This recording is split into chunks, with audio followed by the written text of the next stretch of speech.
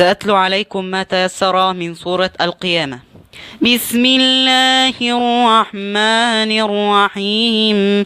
لا أقسم بيوم القيامة ولا أقسم بالنفس اللوامة أيحسب الإنسان أن لن نجمع عظامه بلى قادرين على أن نسوي بنانه بل يريد الإنسان ليفجر أمامه يسأل أيان يوم القيامة فإذا برق البصر وخسف القمر وجمع الشمس والقمر يقول الإنسان يومئذ أين المفر كلا لا وزر إلى ربك يومئذ المستقر ينبأ الإنسان يومئذ